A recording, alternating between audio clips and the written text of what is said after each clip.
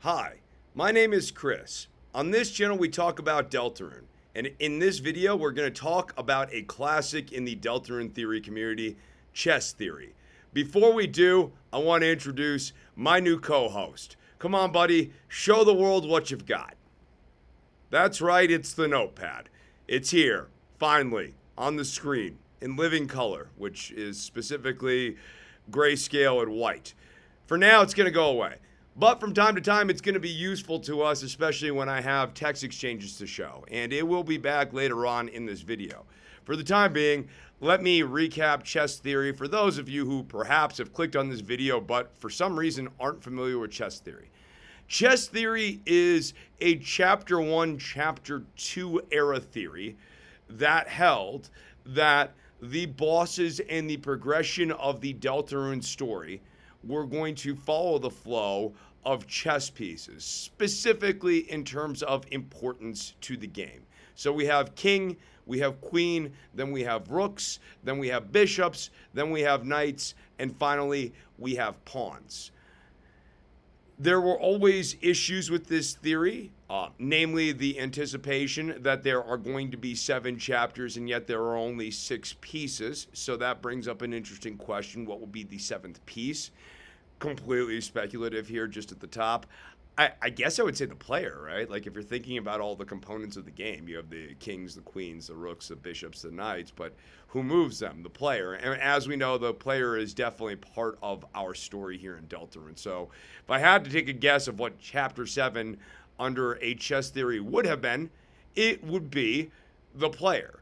But let's go ahead and use chess theory here as a revisitation opportunity and also an opportunity to sort of recap the narrative of the game, look at it through the lens of Carol-Rudy collusion theory a little bit for those of you interested in that, and also explore some themes around the darkness, specifically this notion that the boss of whatever dark world we are talking about is in service of the creator of their fountain. So there's a lot to get into here.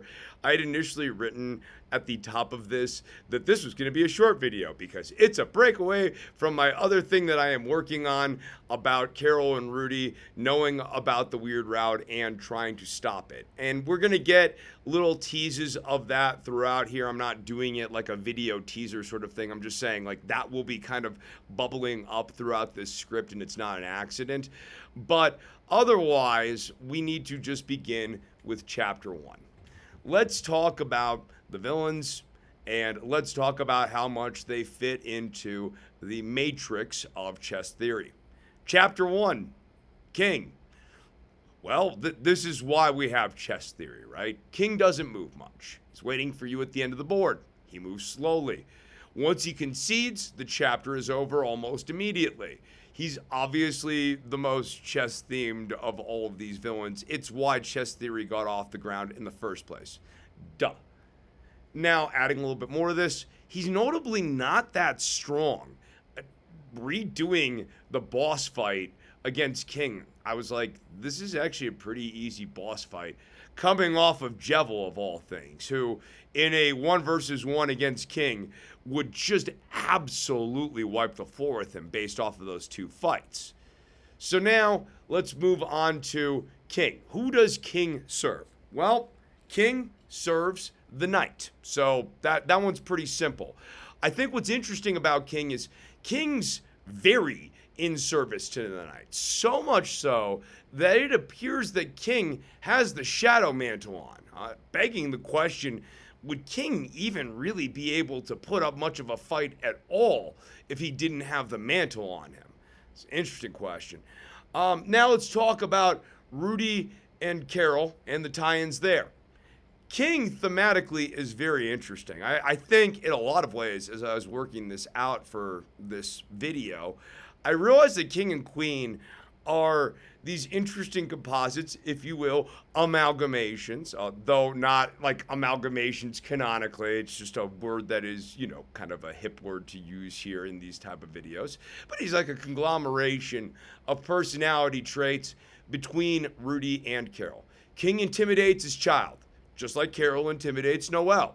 King governs his people coldly and without concern, just like Carol governs hometown. We have absolutely no tease whatsoever that Carol, as mayor, is doing this because she just loves politics and she's passionate about the well-being of all of the monsters of hometown. That is not the vibe you get off of Carol's relationship with the mayor's office. King is taciturn, doesn't speak much, just like Carol. And when he does, it is in a cold and somewhat hostile manner. King echoes some of Susie's lines, just like Rudy does. He's mostly in one place and moves in a limited way, just like Rudy does. And he also uses injury to garner sympathy from the fun gang, only to lure them in. Something to think about. All right, next, we have Queen.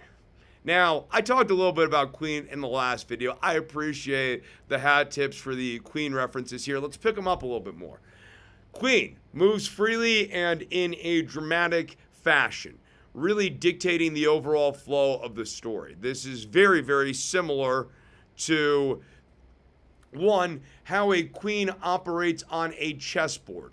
Big sweeping motions, zigs and zags, creating massive amounts of pressure, forcing the player to adapt and move in specific ways. Queen very much does this. A queen in a chess game can be used to railroad another player to get them to start moving towards a direction you want them to move.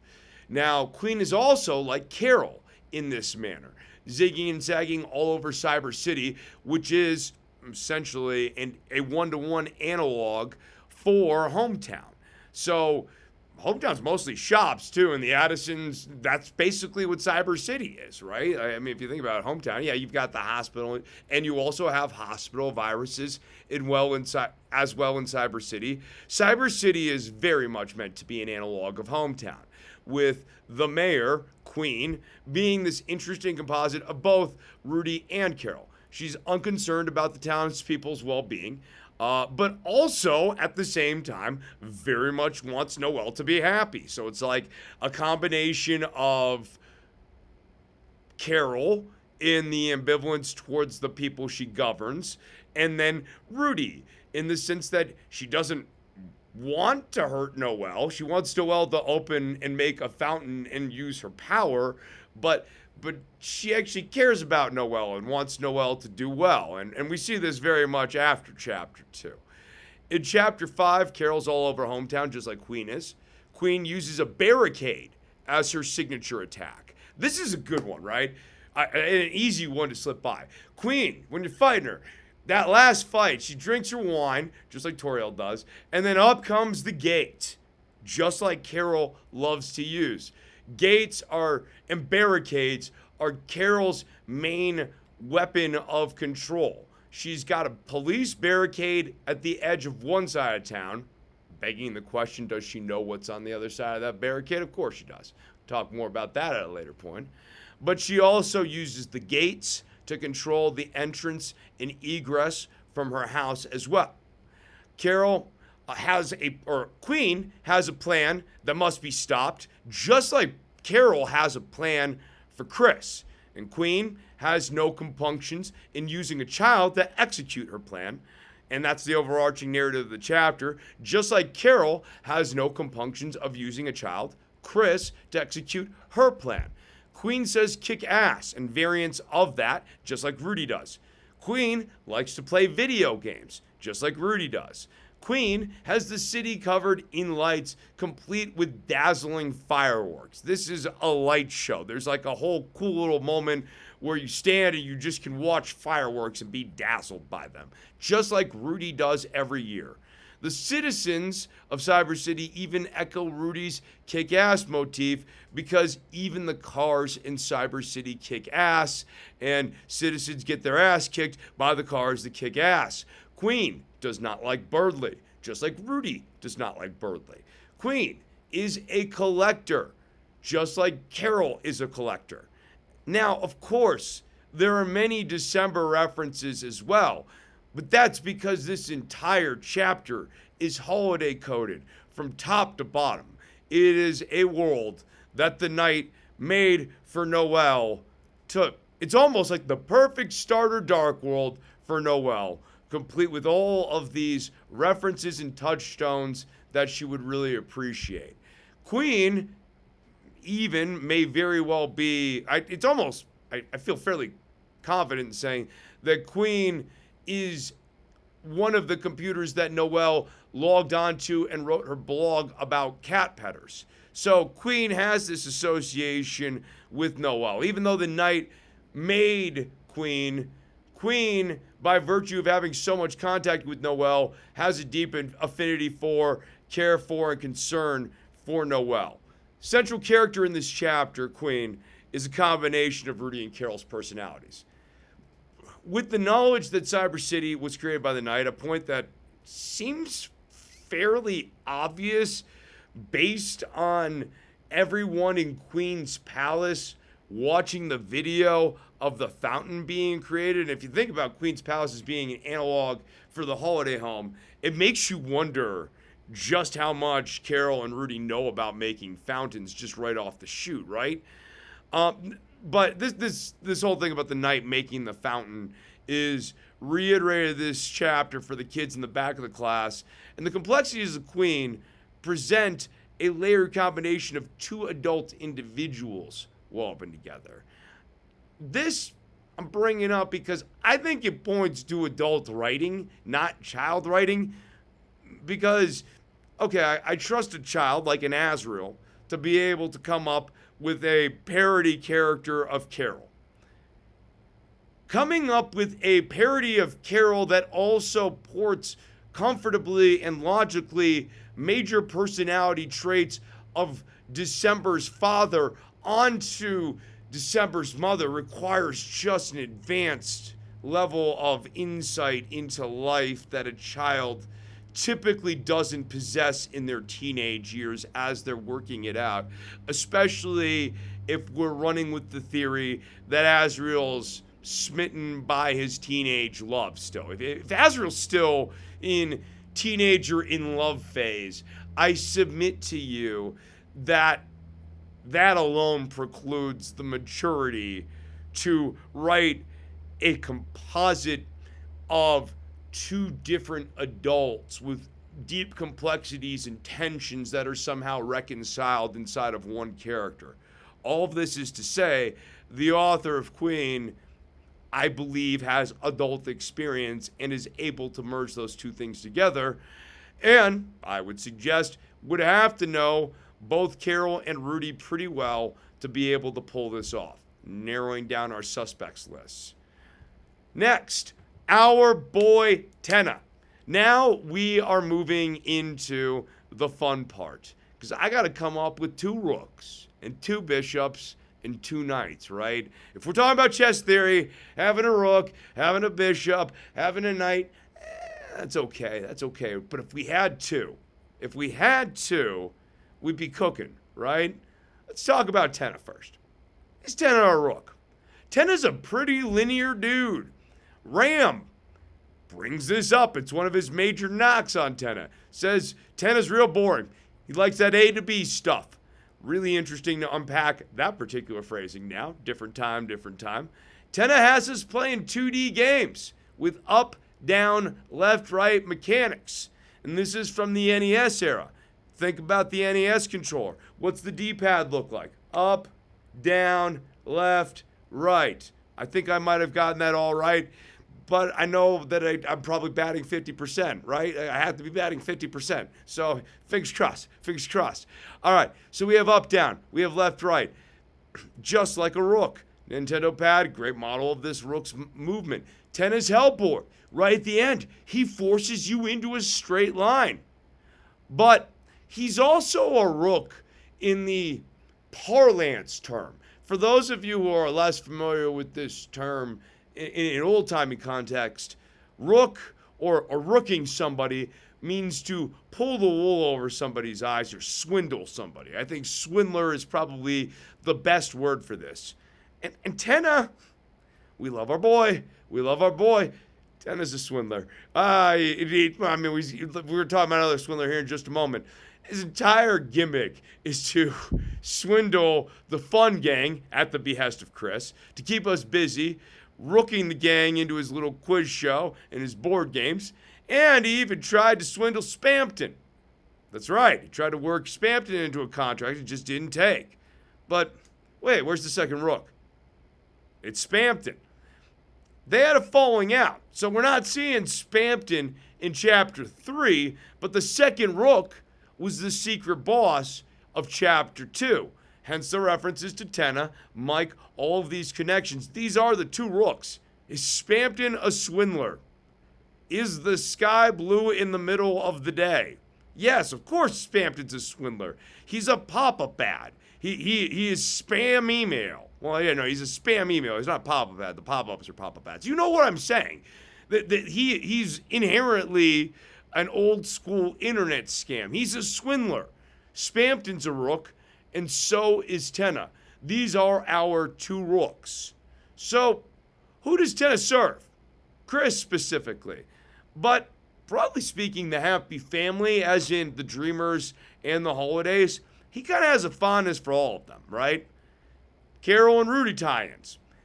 More limited here, but like obviously the big one is that the Knight comes in and kills Tenna. And if you think that Carol and Rudy are working the collusion here, that means that, okay, there's the tie-in to Tenna. But Carol, let's start here. Carol's very gloopy. She's honestly one of the gloopiest mayors hometown's seen in a long time, to be frank. I don't want to speak about the previous mayor, but like the gloopiness of this mayor's off the chart. So in this sense, there's a real divergence from Tenna. To be slightly serious, if you believe El Nino and La Nino sort of stand in for the Dreamers, Tenna is using these Dreamer proxies to his own ends, just like Carol. The big tie-in here is in the exploitative arrangements, which both Rudy and Carol are doing. Carol with Chris. Rudy, you ask? Oh, I am so glad you did.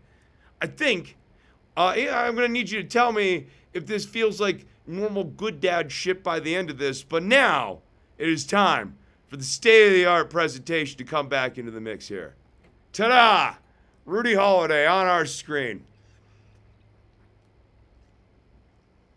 Majestic. All right.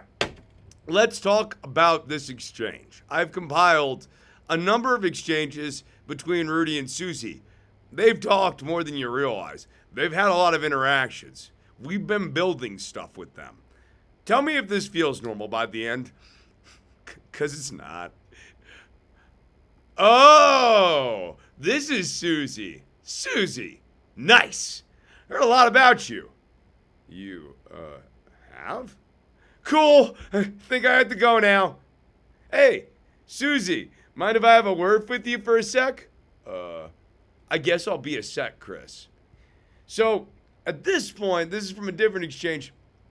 We got Rudy actually pulling Susie aside to talk to Susie away from Chris, but more importantly, away from the player's eyes. I think that's really important here, especially if we're trying to think about, does Rudy know about the weird route?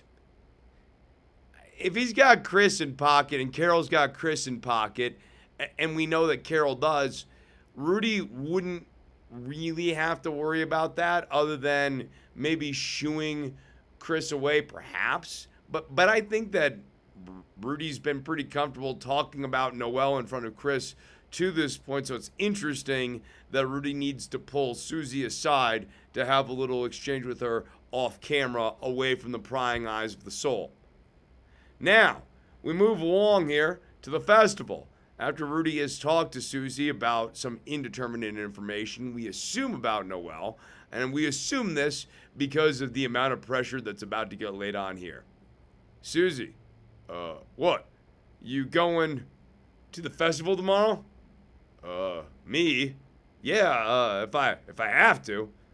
Noelle, she's not going with anyone. Her? What the heck? No way. I mean, she's like top shelf. People might get psyched out. Top shelf. Yeah. Uh, yeah. Anyway, man, sucks to be her. Aha. Ah. It'll be fine, sweetheart. Damn, she could ask anybody and they'd say yes. Ha ha ha. I wonder. I can't tell all of you what you're going to be like if you choose to become parents in the future, but I'm about to make a very powerful predictive guess. You are not going to talk about someone dating your daughter this aggressively. You're going to be cool about it, I should hope. But the odds are you're not going to push it this aggressively. This is getting weird, right? If Rudy meets Susie before chapter 4, he starts to see a lot of potential in Susie. So much so that we can really start to call Susie a means to an end. This is not normal dad behavior. This is somebody trying to get a young girl to do something weird in and of itself, double weird that it involves dating his daughter. But yes, Rudy and Carol are both swindlers. Yes, Rudy and Carol both have exploitative arrangements with people. Yes, Rudy and Carol don't have compunctions with exploiting people, including children. If Rudy meets Susie before chapter 4, he sees this potential. What's interesting, of course, is if we have a couple of fights with the Knight and then we go and meet Rudy. No longer does Rudy see this potential. Make of that what you will. I don't think that the intensity here is commensurate with the general, hey, I think you'd be good for my daughter. You seem like a nice guy. Or you seem like a nice girl, right? This is so much more than that. This is, hey, honey, will you leave the room real quickly? I need to talk to this young gentleman. I need to have some more words with him. Now, what you would normally think is that conversation would be from a father, hey, if I catch you doing anything weird with my daughter, I'm going to kill you.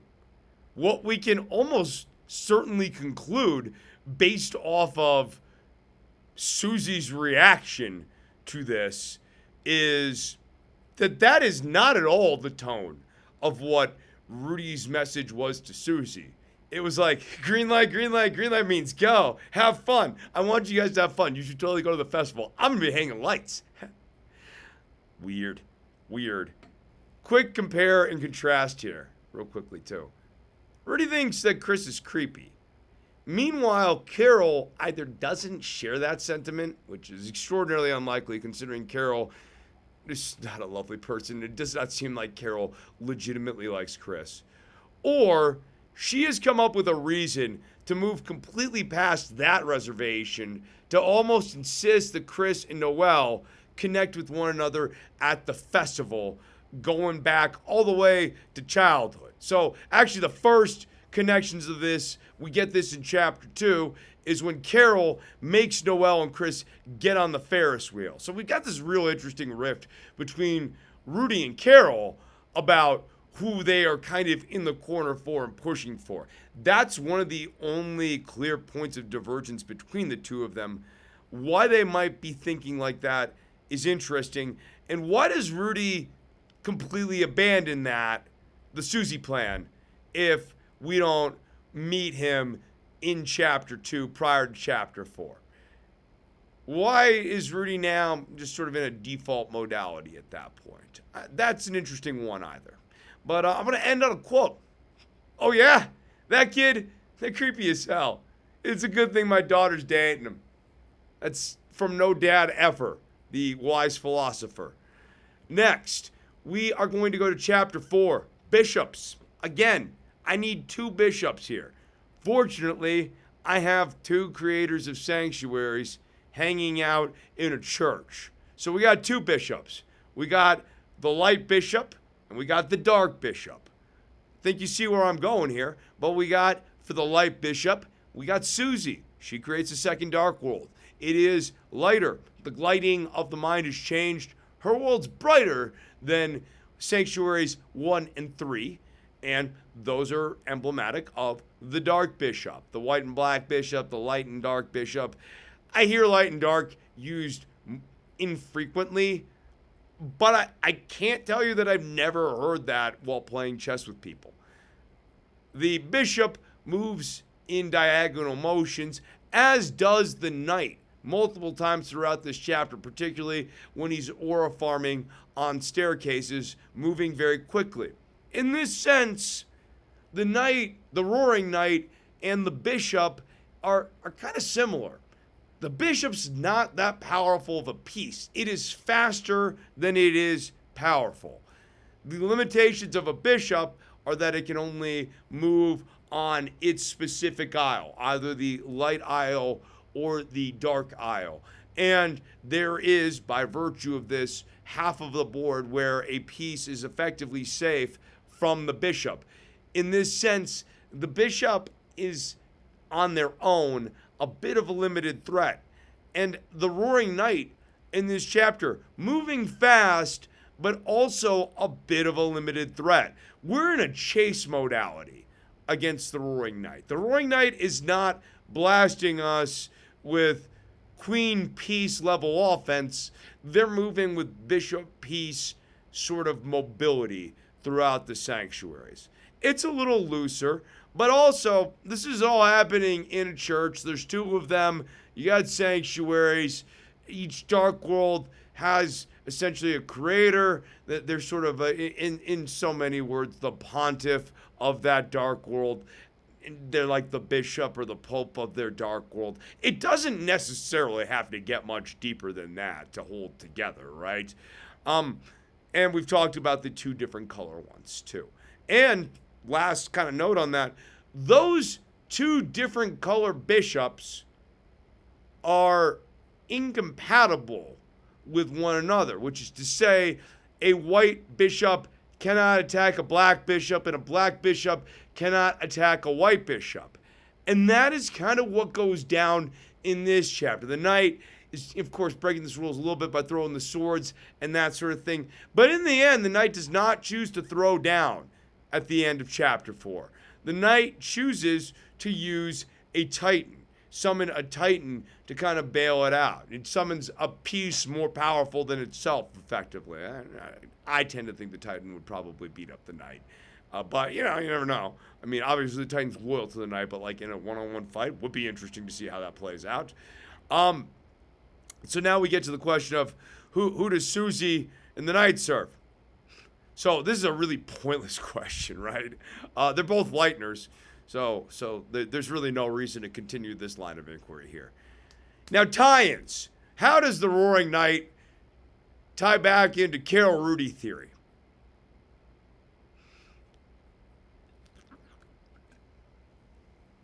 So I made this video. I'm proud of the video. It's actually the best performing video on my channel. I have very strong opinions on who I think the knight is. Generally speaking, I remain very open to alternative theories on the text it's written, but I don't think that we are going to be violating Scooby-Doo mystery rules here. It's going to be a character we've already seen. It can't be, oh wow, it's Wild Mr. Jenkins. We've never met a Wild Mr. Jenkins. You don't need to meet a Wild Mr. Jenkins in Chapter 6 to like this story. There will be no Wild Mr. Jenkins in this story. In no way, shape, or form. So, with this said, obviously the knight is Asgore. He kidnapped himself, man. He kidnapped himself. That's from the Big Lebowski. All right, seriously, the knight is Carol and Rudy. So like again, frivolous exercise. Can we talk about the Titan though? I want to bring back our boy Rudy in his hospital room.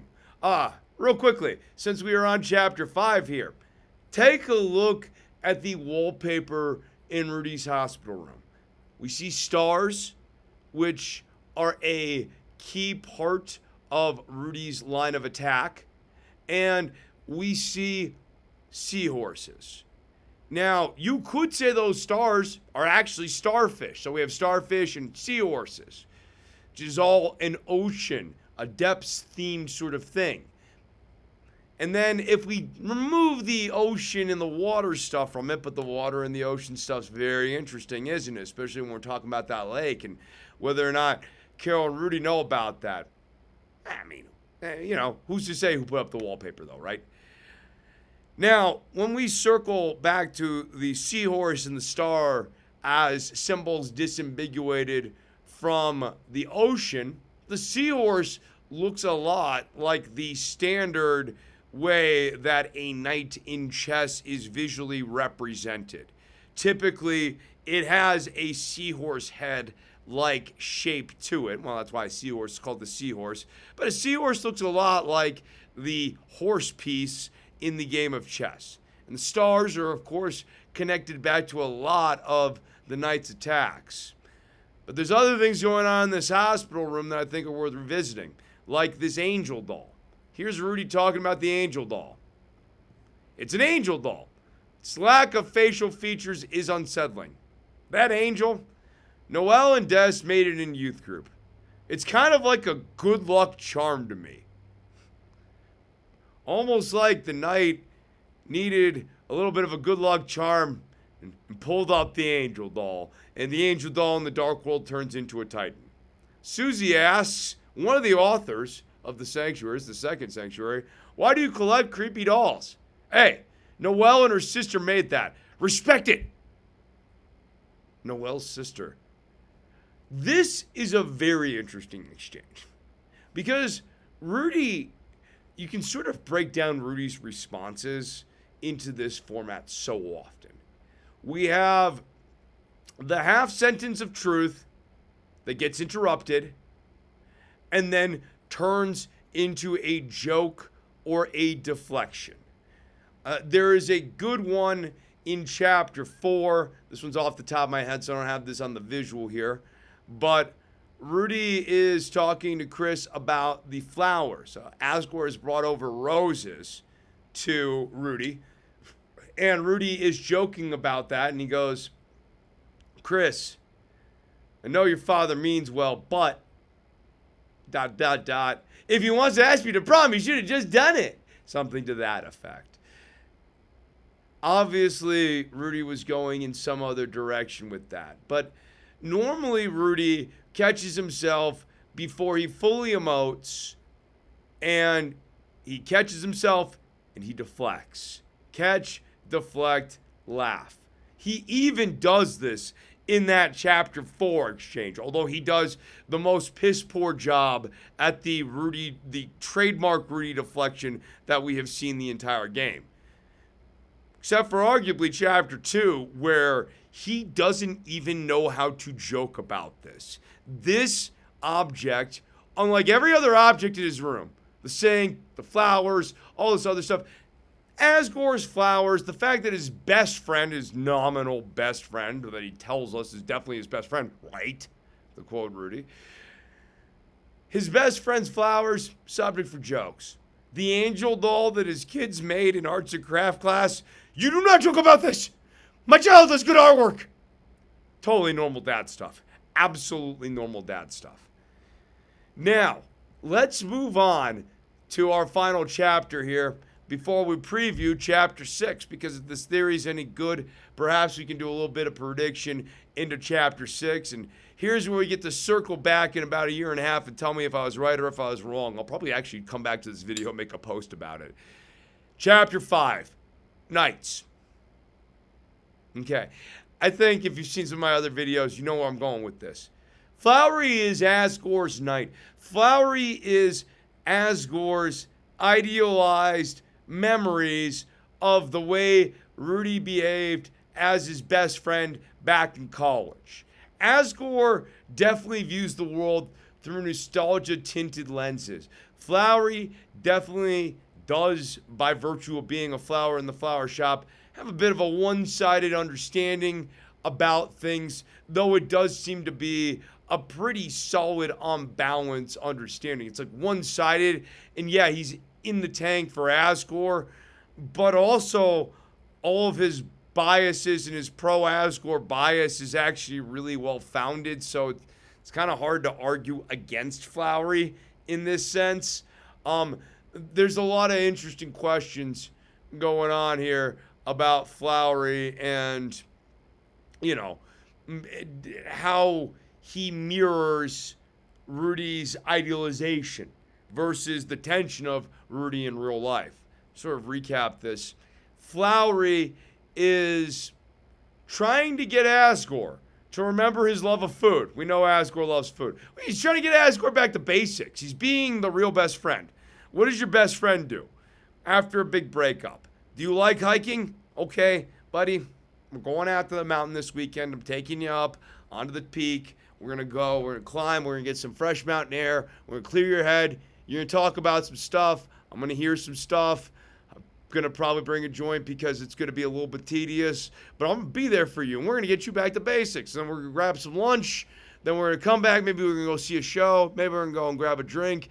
You know, we're going to have a nice day. We're going to get you feeling like yourself again, socializing, laughing, seeing people back and integrated into society. Does that sound remotely like the type of behavior that Rudy has been doing with Asgore?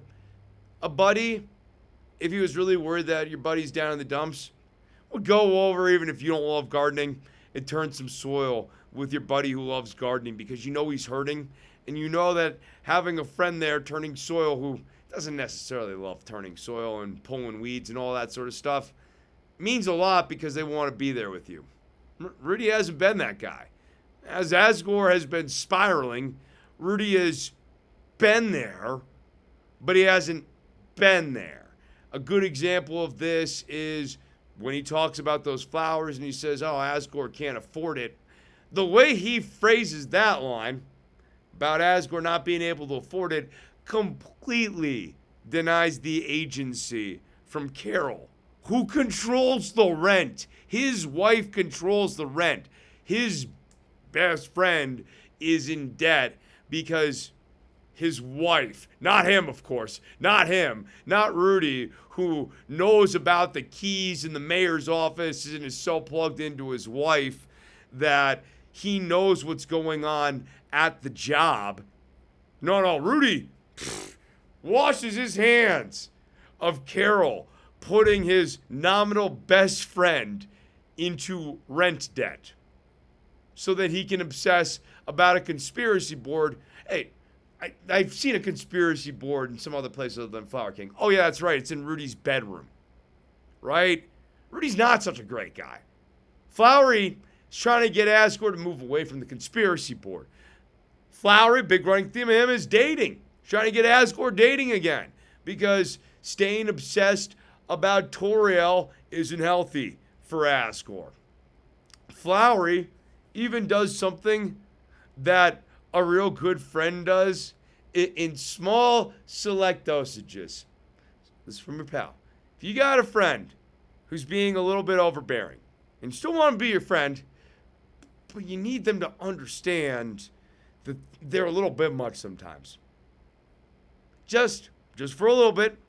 Don't be mean about it. Be nice about it. Be nice about it.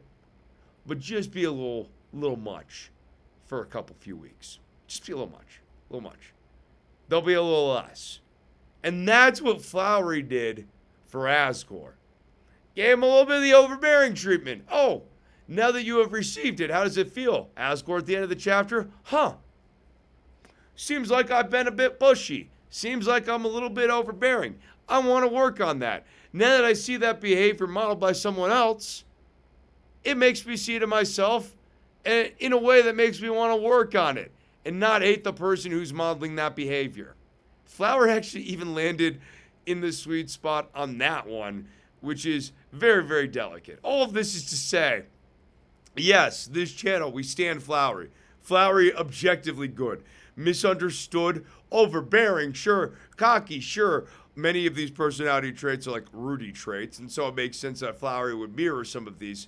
But objectively, 100%, just like all the rest of the Flowers, super well-intentioned and only want the absolute best for Asgore and, frankly, all of the Lightners.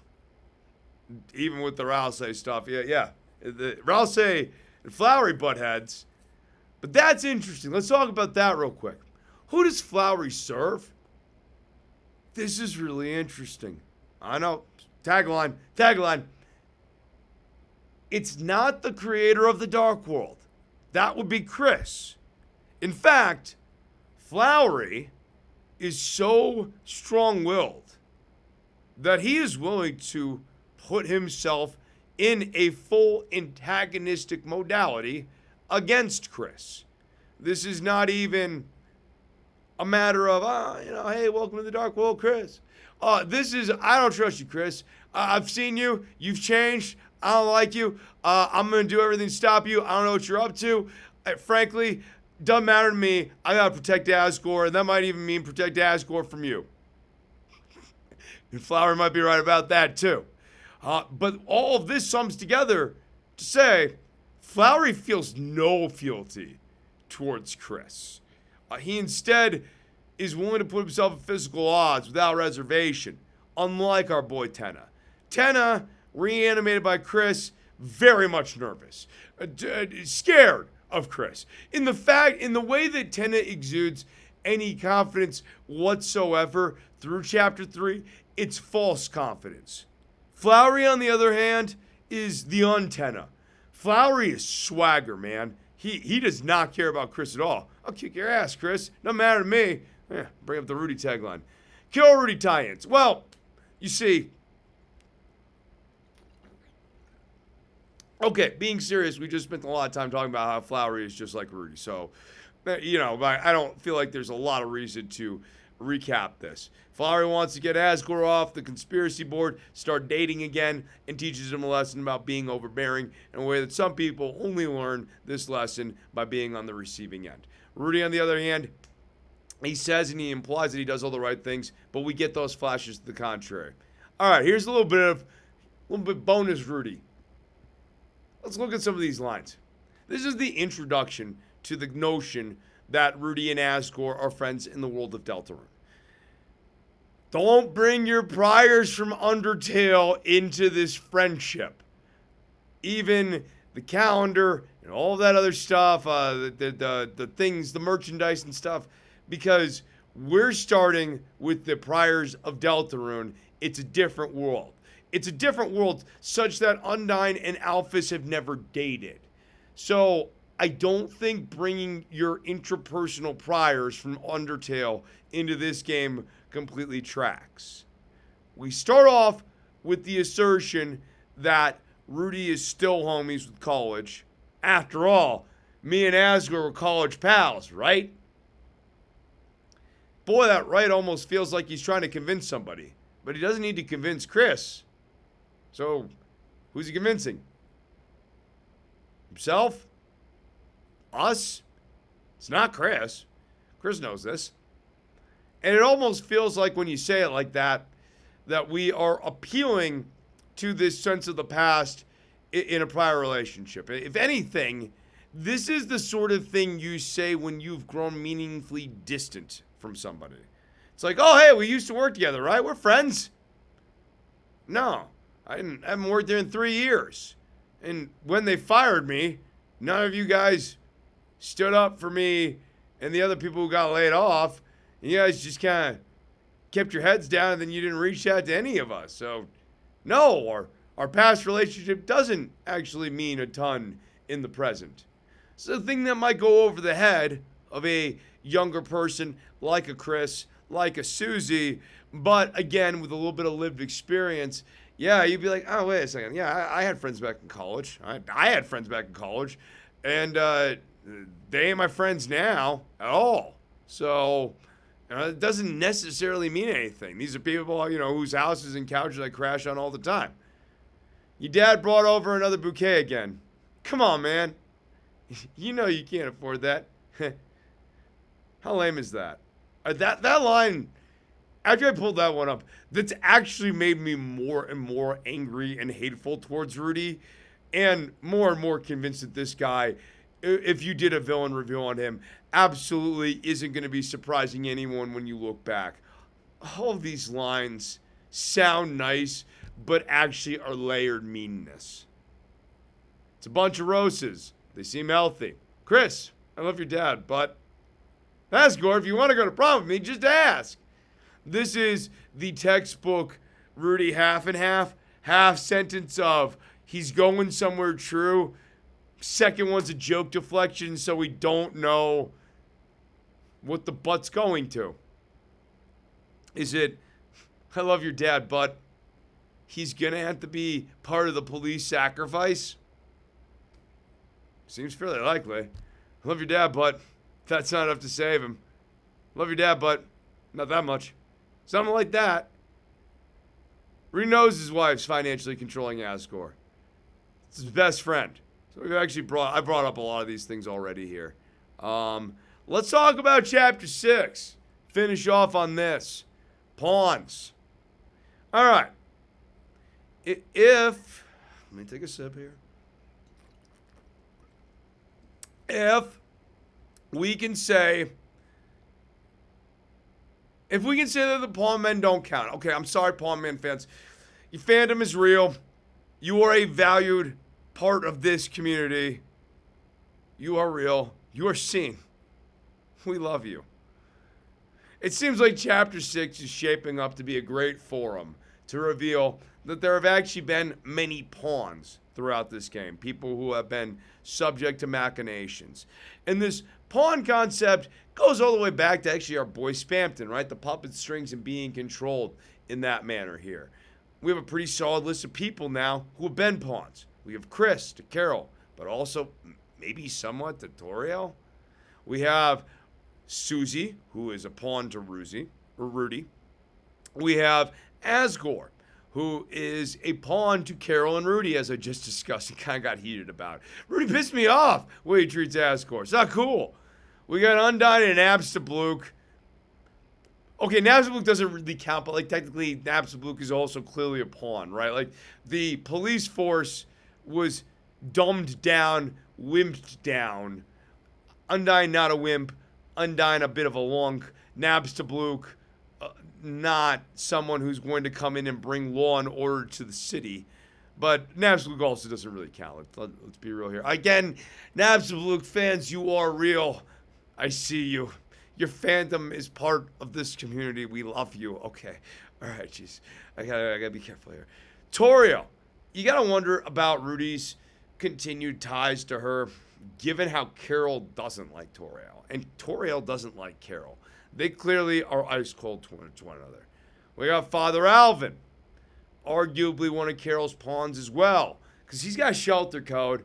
Carol, obviously, other than Undyne, is the only person going to the shelter, so Father Alvin's probably into this, and then he's also weirdly compelled to do something he's unsure of the morality of, which suggests duress. I mean, maybe he really just misses his dad, and he's got things that he didn't get a chance to say, but it almost feels like something more than that. Like, I guess my read of the Alvin Gerson stuff is, yes, he had stuff he wanted to say to his father. There's something else forcing him to really move against a religion that he chose to devote his entire life to, that his father built a series of books off of. I mean, like, this is, at their core, Gerson's not clobbering us through the sanctuaries with religious stuff, right? But he's also kind of going around like, wise master sort of thing, spouting off wisdoms about the religion. He's a guru throughout the chapter. That's a real way of looking at the Gerson character. It's a religious family. And something has prompted Father Alvin, a devotee to this religion, to do something profoundly against the religion's edicts. That suggests to me duress or heresy, and we just don't have any textual lines of Father Alvin questioning his faith. Father Alvin is questioning his actions. So Father Alvin could be a pawn here. That was a long one, but I wanted to unpack that one because you might be like, Father Alvin, really? No, I actually think that the circumstantial points fairly strongly to the idea of duress towards Alvin.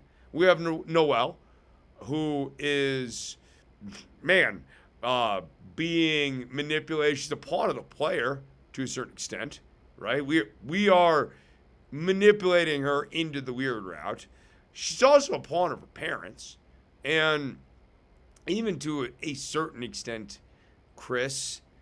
Though again, Chris as a pawn master doesn't really work because, well, okay, like if you want to talk pawns, right? Here's another good tie-in. Chris moves one step at a time once you pull the soul out. It's one square. Yeah, maybe that like even a little initial jump, just like a pawn, and then after that, step, step, step. Not unlike King, step, step, step. So that's that one square motion. Very, very similar in this manner. Chris, obviously, our big pawn.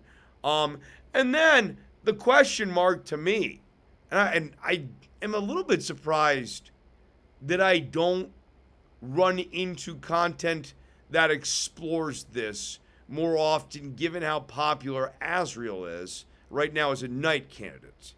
I'm not saying I'm the only channel that talks about this. I'm not tooting my horn like that. But Asriel, if Chris is under Carol's thumb because of the incident, that's why the promise is there. That seems fairly strong. We at least certainly don't have another candidate for a precipitating event. So that's a strong one. If Chris is under Carol's thumb because of the incident, what would preclude Asriel from being under Carol's thumb? It would only be she's not interested in using Asriel because he's too much of a good egg, in her estimations. Maybe she's wrong about that. Or that she is doing that, and that's part of the weird discrepancies with Asriel's behavior right now. One other potential pawn that we might run into in Chapter 6, Ralsei. If the Darkners serve their creators, based off of his interactions with the other Lighteners, and also their general warmth towards Ralsei versus Chris, it is only fair to conclude that Chris created Ralsei. Or that, at minimum, Ralsei began the game in Chapter 1 and 2 believing that his purpose was to serve Chris. And to an extent, the player and the soul. And Ralsei might even not understand the player per se, or might be beginning to understand the player, but might have initially understood this as the soul and Chris. Might have understood they are two distinct things, especially if Ralsei understands the prophecy, the cage with human soul and parts. Interesting framing there. Ralsei might have really understood that. I mean, like, you know, there could be a comma there. Human, comma, soul, comma, parts. I've been thinking about that one too. But going back to Ralsei here. Ralsei is warm towards Susie. But Ralsei is capable of telling Susie no. And challenging Susie right from the start of Chapter 1. Meanwhile, Ralsei sounds a lot like Tenna towards Chris initially. Okay, if that would make you so happy, Chris, that would make me so happy. I'd be so happy if you were happy too. And what we have been seeing through these chapters is Ralsei beginning to allow themselves, or himself, to explore new experiences, being a prince, being a princess, being a front man with a mohawk, being a butler, basically the life's rich pageant. Ralsei, kind of like Susie, has chosen to sink himself fully into all of the interesting idiosyncrasies and even the kind of joy of teenage years of exploring who the heck you are, who do you want to be, and how do you want to manifest all of that. Rousey's going through all of that stuff right now. But Rousey started off going, I want to make Chris happy. If that makes you happy, Chris, that makes me happy. That suggests to me that Rousey at least began the story with the understanding that Rousey serves Chris, which would suggest to me Rousey was made by Chris. So Rousey might be a pawn as well. There's an entire dialogue tree where we can really poo-poo Rousey's entire exploration of self. And I am very interested where that dialogue tree goes and what that gets us to. Because it seems like Rousey is very interested in exploring themselves. If we deny that, what kind of Rousey do we get? That's an interesting question. Narratively, it makes sense for this next chapter to actually solve a large swath of the mysteries to allow for chapter 6 to bring us home, answer the remaining mysteries, and focus in on the conclusion. And there's going to be a lot of stuff that has to happen in that chapter 7. So it makes sense, actually, to keep with this chess theming. The pawns, that pawn theming, working through this concept of pawns, actually would allow Toby to wrap up lots of plot beats and allow us in the community to explore, okay, well, he drew a conclusion here, and that actually wraps up this storyline too if we think it out. So, bringing it all back home. First, like, subscribe, please leave a comment down below. I'm not even just asking for the comments for algorithmic sake. I get nice comments. You guys leave thoughtful stuff. I write back, I leave thoughtful stuff. One of my hopes is that the comment section in this video, you know, I'm not trying to like make a community or whatever in the comment section, but like I'm not going to start a Discord or any of these other things. So I want y'all to be in the comment section commenting, because that's where I'm going to be hanging out too. I mean, it makes sense too, right? Like, why everyone posts on Discord when the comment section and people being active on the comments on the videos is the number one thing that's going to boost the, you know, the videos themselves and the visibility of the videos, and they get more people in the comment section.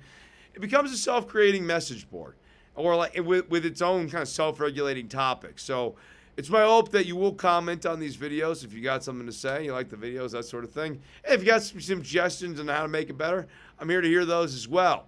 Bring it all home, though, here. As we look at chess theory, I think it holds up pretty darn well. And it actually serves as a really nice, loose narrative theme throughout the game to tie the themes of this game together. No, you're not going to solve the entire mystery of Deltarune. Well, if I know the king and the queen, I can figure out who the two knights and the two bishops and the two rooks were. You're never going to figure out that Spamton was one of the rooks and that Tenna was the other one. You might, okay, actually, that is when you might have gotten if you had really sat there and worked it out. But, like, you would have had to conclude based off of the Spamton sweepstakes that obviously Tenna scammed Spamton. That evidence was there. But, like, man, that's such a bold claim to make on such thin reeds. You wouldn't have been able to do it. And then 3 and 4 came out in a burst. And we got so much stuff. We got the weird route. And the weird route really bothered everyone. And then people thought that the cutscene was trying to do something that, like, Toby Fox would never try to do. But then, like, everyone was concerned. So like, I don't know. I think this is what Toby's trying to do. He wasn't. He, like, that was stupid. I thought that was a nasty, sort of dark thing to do to Toby over that. Make him feel awful about writing the weird route for y'all so you could have something spooky to talk about, and then you go ahead and come back at him on that. Not all of you watching the video, but like the community. That was a nasty little moment in the community. Not our best stuff. Not George Floyd and the thumbnails bad, but not our best moments here. I think chess theory holds up, not as a theory to generate really tight predictions, other than this pawns thing, which now that we have these 5 chapters, we can see who the pawns are, and we can see that the pawn theming would work really well. Like, this is not going to set you up in an anime world, right? Like, chess theory gives you no concept of setting except for the church, which was right, by the way.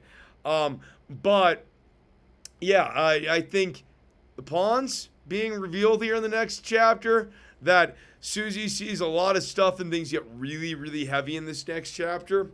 Yeah, I think based off of the newsletter where Toby said, this is a light, fun adventure before things get heavy, I think that's exactly where we're going. So it would make sense for pawns to be the core nugget that this next chapter is built on. If you like this video, like it. If you want more, subscribe. Please leave a comment down below.